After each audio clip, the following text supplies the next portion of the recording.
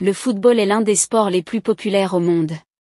L'une des raisons pour lesquelles le football est si populaire et qui rapporte le gros en termes de revenus. Malheureusement, après une carrière riche, certains footballeurs rencontrent de réelles difficultés financières dues au divorce, addiction aux jeux et aux arnaques. La faillite des footballeurs est une réalité. Dans cette vidéo, vous allez découvrir les joueurs qui ont fini ruinés ou qui ont été ruinés à un moment de leur carrière après leur divorce. Mais tout d'abord, si vous êtes nouveau sur la chaîne, n'oubliez pas de vous abonner et de cliquer sur la cloche de notification pour ne plus rater aucune de nos prochaines vidéos. Numéro 1. Joaquim Fernandez. Le destin de Joaquim Fernandez est tragique. Né au Sénégal en 1972, le joueur formé par les Girondins de Bordeaux, où il joue notamment aux côtés de Zinedine Zidane durant sa carrière, envoyait une partie de ses revenus au Sénégal pour aider sa famille. Malheureusement, il ne parvient pas à percer. Il traverse alors de longues années de galère, il se sépare de sa femme et ne voit plus son fils.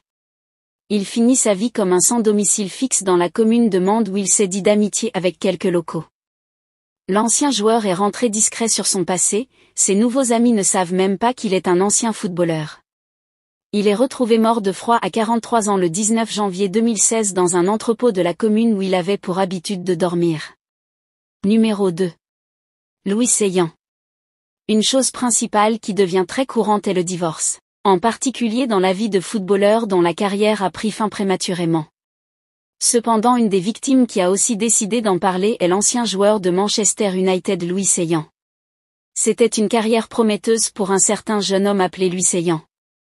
Il avait tout pour devenir une superstar. Joueur sans doute pour le plus grand club de Royaume-Uni, Manchester United et Fulham, les choses se déroulant très bien pour lui.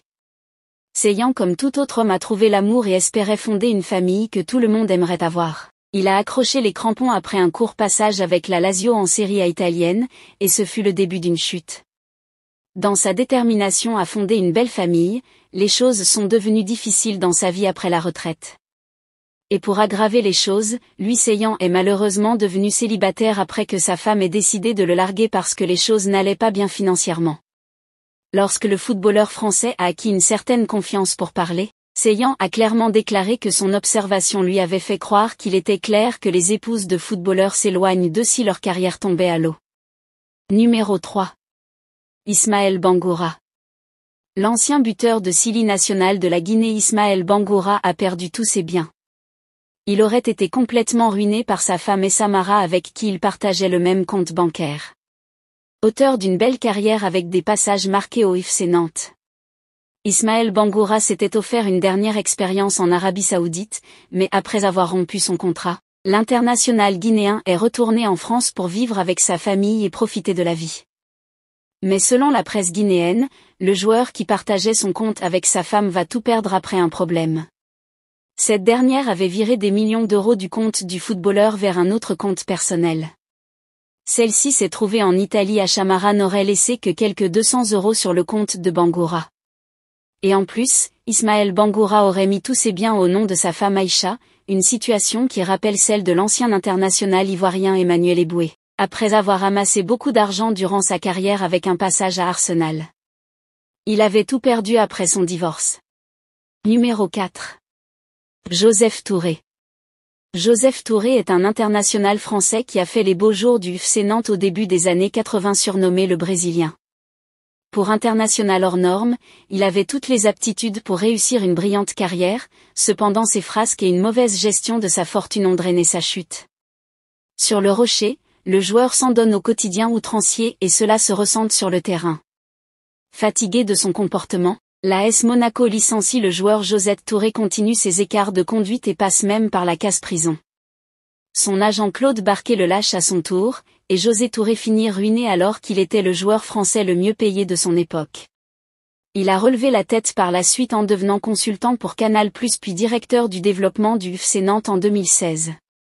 En 1994, il publie pour la version d'Enfer, son autobiographie dans laquelle il revient sur sa descente aux enfers, puis sa résurrection. Numéro 5. Samuel Eboa. Samuel Eboa lui aussi a connu quelques complications financières. Cet attaquant passé par l'OGC Nice et le Toulouse Football Club s'est retrouvé sur la paille après quelques excès, et divorce coûteux. Le natif de Douala au Cameroun confie avoir subi un redressement fiscal. Il a ensuite effectué une formation d'entraîneur et aurait demandé à pouvoir régler en plusieurs fois les 300 € liés au coût de la formation. Révélé le journal Le Parisien en 2016. Numéro 6. Emmanuel Eboué. Son histoire est l'une des plus célèbres parmi les joueurs qui ont connu les galères financières. Emmanuel Eboué fait partie de ceux qui ont littéralement tout perdu. Ancien gloire d'Arsenal, le latéral droit ivoirien a déclaré en 2017 au quotidien britannique de Daily Mirror d'être totalement ruiné. À l'époque, le joueur explique avoir perdu sa fortune lors de son divorce. Son ex-femme aurait notamment récupéré sa maison. Emmanuel Eboué traverse alors une période très sombre et pense même au suicide sans issue. Le joueur qui vivait en Angleterre a fait un appel du pied à son ancien club d'Arsenal à la fin de son entretien avec le délirant afin de retrouver un emploi. Si ça vous a plu, cliquez sur j'aime et partagez. Mais n'oubliez pas de vous abonner et de cliquer sur la cloche de notification pour ne pas rater mes prochaines vidéos.